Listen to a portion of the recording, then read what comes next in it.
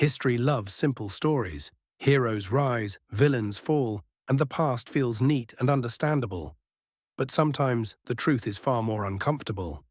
Sometimes the same person praised by history was also hunted by it, celebrated in books, yet erased in life. This is the story of a man remembered for his greatness and forgotten for what he suffered. And the question at the heart of it all is simple but disturbing. How does someone so important end up stripped of everything, locked away, and nearly erased from the world he helped change? To most people, he exists as a symbol, a name attached to victories, ideals, and grand moments. He is remembered for leadership, courage, and vision. History often introduces him at his peak, when crowds admired him and his ideas seemed unstoppable. In textbooks, the story usually ends there, neatly wrapped in success and legacy. But between the legend people celebrate and the memory people honor, there is a chapter that rarely gets attention. A chapter where admiration turns into fear and the hero becomes a problem that powerful people want to make disappear. The world around him was collapsing and transforming at the same time. Old systems were breaking, new ones were being born, and nobody knew where the chaos would lead. Revolutions promised freedom but delivered violence. Kings feared losing control, while radicals demanded everything change at once. In the middle of this storm stood a man who believed in balance. He believed power should exist, but be limited. That freedom mattered, but order mattered too. And that belief made him dangerous. The radicals thought he wasn't extreme enough. The rulers thought he was already too extreme. Step by step, every side began to turn against him, not because he failed, but because his ideas threatened everyone in different ways. What followed was not an accident. It was inevitable. The moment everything changed came suddenly. An order was issued. A threat became real. Staying where he was no longer meant debate or defeat. It meant death. He understood that clearly, so he made a choice no one wants to make. He ran. Not because he abandoned his beliefs, but because those same beliefs had now marked him for destruction. The irony was cruel. The principles he had fought to protect were now the very reason he had to flee for his life. His escape didn't last long. He was captured by forces who didn't see a man in front of them, but an idea they feared. From that moment on, the goal was not punishment. It was erasure. His name was taken, his identity reduced to a number, his dignity stripped away piece by piece. There was no dramatic torture, no public execution. Instead, there was silence, isolation, days blending into nights with no end in sight. The intention was clear. If the body survived, the spirit would not. He was meant to be forgotten, even by himself. While he sat alone in darkness, the world did not pause. Revolutions continued, governments fell, new leaders rose, friends were executed, enemies gained power. History kept moving forward without him, and he knew none of it. He had helped shape the direction of events, yet he was completely cut off from their consequences. The disconnect was brutal. A man who once stood at the center of history was now sealed away from it entirely.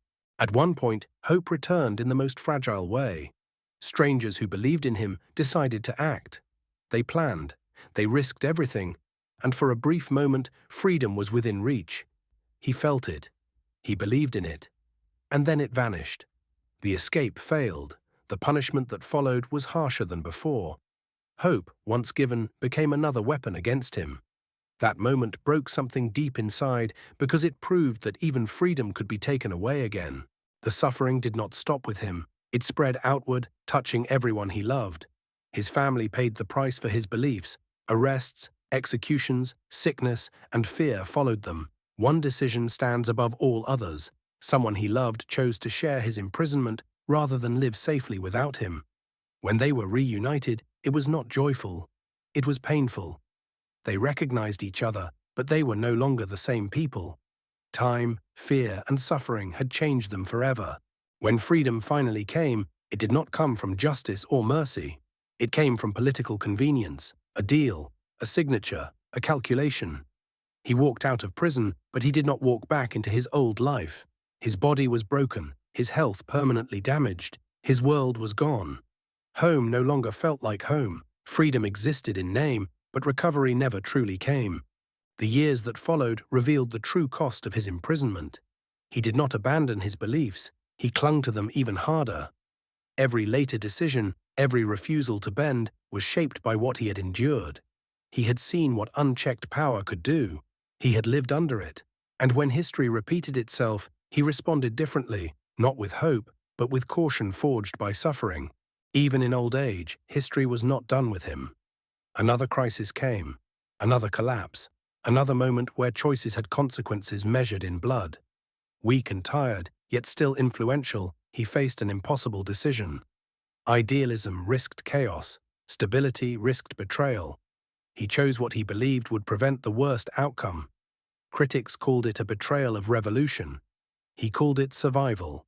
It was the same belief that had guided him his entire life, unchanged even after years of imprisonment. His final years were quiet but heavy. His body, already weakened, slowly failed. Illness returned, connected directly to the suffering of his past. When the end came, it was calm.